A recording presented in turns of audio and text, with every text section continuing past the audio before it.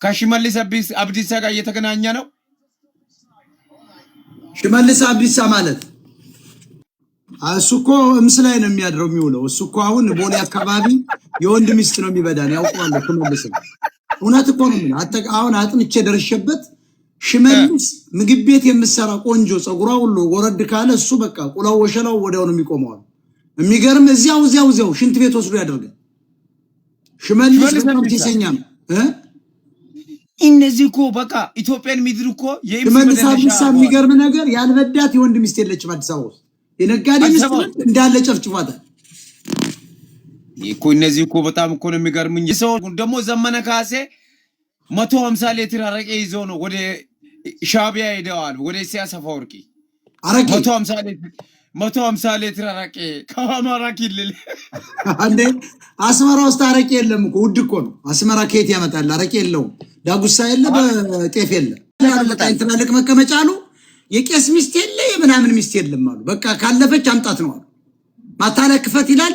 ባሏ ይፈለጋል ምናምን ብሎ ከጎን ገብቶ ሁለቱ ነው ጠቅጠቅ አድርጎ ነው አሉ የሚሄደው። ጨረሱታል። ትልቅ መቀመጫ እየለበለቡ አሊያ ካልሰጠች እገላለሁ ይላል አሉ። ባልሽን አስራለሁ ምናምን ልጅን እቀማለሁ ና አውቆ ቆንጆ ሴት ከሆነች አሉ ትፈለጋለህ እዚህ ለብልጽግና አንተ ተላላኪ ሳንቃውን እንደ ባፈሙ ጠቅጠቅ አድርጓ ክፈት። ኧረ ምንድነው ብረስ እናንተ ወደ ጀርባ ወደ ጓሮ ዘድና እንትን አጣሩ ልጆቹ ሁሉ አሉ ውጡ ትልቅ መቀመጫ ላይ ያላት ቆንጆ ናት እንዴው አሉ። በቃ ይኸውልህ ጉንፋን ከፍ ያደርግናሉ። አንዱ ሁለተኛ ይመጣና የፋኖ መሪ ሶስቱ ያጠጡና ብትናገር ነግሬሻለሁ፣ ከዚህ በኋላ የኛ ነሽ፣ በዚህ ሰዓት በዚህ ቀን እዚህ ከለቤት ትመጫለሽ። ከዚያ በኋላ አረ እሺ ቀጥ ብላ በየ7 ሰዓት እዚያች ቤት ትሄዳለች። እንዲህ ነው አሁን የፋኖ ትግል ገጠመ። አጠቃለው ተከክል እያንዳንዱ እሺ እያንዳንዱ ስለዚህ በየገጠር ምናምን እየተርመጠመጠ ዋጋለሁ እያለ የአርሶ አደር ሚስት ላይ ዋጅቡን ሲያወርድ ነው የሚውለው። የምን አባቱ ጠበንጃ? የት ነው ትግሉ? የት ነው ያለው? የት እስቲ አንድ ከተማ ያሳዩን። የት ነው ያለው? ስለዚህ ትግሉም ያው አቅጣጫውን የሳተ ይመስለኛል። ምንም አላማ የለውም። እስበሳቸው ነው የሚተፋቆሱት። እኛ ፋኖ ምሽግ ቆፍሮ አባይ ማዶ ይሻገራል ስንል የገበሬ ቂጥ ሲቆፍር ገኝ ቱርክ የሚገርም ነው በጣም ድሮ ማለት ነው ሞጣዬ። ድሮ አያቶቻችን እኛ እንኳን ታሪክ ሲያወሩን እከሌ ሽፍታ ነበር ከንትና ጋር ይዋጋ ነበር 10 ሰው 20 ሰው ይመታ ነበር ይገጥም ነበር ይሉ ነበር። አሁን ደግሞ በከተማውም ያለው ጫት መጥ ስንት ገባ ወረደ ምናምን። የሚገርም በርበር ሽርጥ አለ። ይሄ ሽርጥ አለ አይደለ? ሽርጡ ወያኔዎች ያመጡላችሁ። አዎ በጎን በጫጥቅ ይደረጋል። ከጎንም ጥቅ ያረግና በሞተር ያልፋል። እሺ ረግጦ ሲያልፍ ሰው ያ እንግዲህ ገባን ነው ለህዝቡ ገባን መጣን በክላክስ ነው ህዝቡ እየተሯሯጠ ያችን ሞተር ይከባል። ስንት ነው ይሄን ይያለው ይሄን ርብርብ ነው። የለም ነፃነት ይላል እንዴ ስለምታጋልጠው አሁን እዚህ ጋር ፋኖ እንዳለ ፎራ እንትናለው። ይሄ ፋኖ የሚባለው ነግሬያችሁ ይኸውልህ አመት አይደርስም። አሁን እኮ ዘመነ ካሴ 1000 ውጊያዎች አድርገናል ሲል ሲቀድር ሰማሁ። 1000 ውጊያዎች ተደረጉ ማለት እኮ ፋኖ ጆሃንስበርግ ገብቶ ነበር ማለት ነው። ደቡብ አፍሪካ አዲስ አበባ እዚህ ፍንፍኔ የምትላት ላይ አይደለም። ውሸት ነበር ትግሉ። ትግዲያ ላይ የሚወጣው የፋኖ መሪ ምና የሚባለው ገንዘብና እምስ ላይ ነው የቸከለው ነው የምልህ። 60 ሺህ ብር ከፍሎ እኮ የአዲስ አበባ ሸርሙጣ ለ7 ቀን ሲደበድብ እኮ ያስኩት ፋኖ አለ። በመረጃ ነው የማቀርበው። ትክክል አመሰግናለሁ። ሲሳይ ቀጥል እስኪ ሲሳይ ቀጥል። ሰላም ሞጣ ሰላም ነው? አማን ነው ይሰማል። ቀጥል።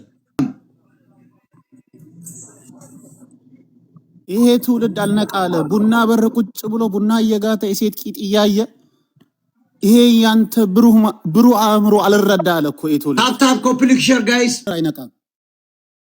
ሞጣይ አንተ ማለት በቲክቶክ ላይቭ መታየት ያለብህ ሰው ሳትሆን በነ ቢቢሲ በነ አልጀዚራ በየቀኑ መታየት ያለብህ ሰው ነው አይደለም። ለኢትዮጵያ ለዓለም መታነቃስ ሆነ ትክክል። ይሄ ነው ጀግና ነው። ይሄ ፎሎ አርጌ ፓክ አርጌዋለሁ። እስኪ ደግሞ አዲስ ፊት ደግሞ እንመልከት። እኔ አሁን ሚዲያ ባገኝ ምንም ችግር የለም። አልጀዚራ ነን አይጠይቀኝም። እንዴት ግን ሱሪውን አስወልቄ ለህዝብ አዋርጄ አሳየው ነበር። የኢትዮጵያን መንግስት ችግሮች ወያኔና ሻቢያውን የትግሬ የሚያላግጠውን በሙሉ አልጀዚራ ላይ፣ ቢቢሲ ላይ፣ ሲኤንኤን ላይ ብንቀርባውን ኤቢሲ ኒውስ ላይ ቢያቀርቡን እዚህ ሀገር አሁን እንለጠልጠው ነበር። የሀገሪቱን ችግር ለትራምፕ እናስረዳ ነበር። ማን ያቀርበናል? የእኛን ቪዲዮዎች እየቆረጡ እንደ ኮሜዲ የሚያስመስሉ ትግሬዎች ናቸው እነዚህ። ጤና ይስጥልን የተከበራችሁ ክቡራትና ክቡራን አድማጮቻችን፣ ይህ በወንድማችን ሞጣ የሚመራው ሞጣ ቀራኒዮ ሚዲያ ነው። ከዜናዎቹ ጋር ዳንኤል አለልኝ ነኝ። ከሀገራችን ኢትዮጵያ ወጥተው በውጭ ዓለም የሚኖሩ ኢትዮጵያውያን ሞጣ ቀራኒዮ ትውልዱን በማንቃት ረገድ የሚያደርገው ጥረት እጅግ ሊበረታታ የሚገባ ነው ሲሉ ገለጹ። ነዋሪዎቹ አክለውም መላው ትውልድ ኢትዮጵያዊ ከሞጣ ጎን እንዲቆም ጥሪ አስተላልፈዋል። ለዝርዝር ዜናው አብራችሁን ቆዩ። ሞጣየ ከየት ብቃልሽ ደግሞ አንቺ ቀጥ ዳንኤል ያራዳል ይመሽ። እኔ አሁን ኢትዮጵያዊ ነኝ እየታገልኩ ያለው ያዋጣል። እኔም ብሰማ ቀጥል አጠቃል ሞጣየ ዲፕሬሽን ያለችውን እኮ የጃኒን ገብርኤል ከጀርባው ያመጣውልህ ዳንኤል ነኝ። አወከኝ ዳኒ ጀግናው ዲፕሬሽን። እነዚህ ደግሞ ይሄ አዶናይና ማንም እንዴት ቀዘኑ አንተ በጣም ሽቅብ ሸኑብን በእናት ከና በትግሬ በኢትዮጵያ ህዝብ ላይ ትግሬ ሸናበት። አሁን እነዚህ ምንድን ናቸው? ለትውልዱ ምን የሚሰጡ ናቸው? ሁሉ ደግሞ አሁን ይሄ አንድ ደግሞ ወጣት አዝሎ ይመጣል። ትንሽ ልጅ እግሯን እየሰጠች እየተቀረቀረች የወለደችውን ሁሉ ሜዳ ላይ እየወደቀን ያመጣና አበላለሁ። ምን አባቷ ገባኝ? ለምን መንጋጋ ወልቆ አታልቅም? መጀመሪያ አቅደ ውለድ፣ አቅደ ብዳ፣ አቅደ ጠጣ፣ አቅደ ተኛ። ይሄ ነገር ነው የኢትዮጵያ ህዝብ። መቄዶንያ ምናምን ትለኛል፣ መሰብሰቢያ ነው ገንዘብ። መንጋጋው እስከሚወልቅ ጫት ሲቅም ያደገ የአዲስ አበባ ወጣት ነው። አርጅቷውን የምታየው እንደዚሁ ነው። ኧረ ስራ ሲባል የማይሰራ እንደ ፋንቱ ማንዱዬ ሲዝናና የነበር ሰው ፋንቱ አይላም። ፋንቱ አራዳ ልጅ ለምን እንደው ለምሳሌ ያክል ነው። በእነ ፋንቱ ማንዱዬ ጊዜ አረቄ ቤት የሚያድሩ ሰዎች ነበሩ።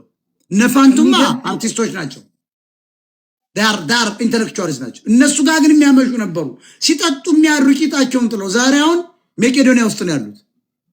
እንዴት ልመናን ታስፋፋለህ?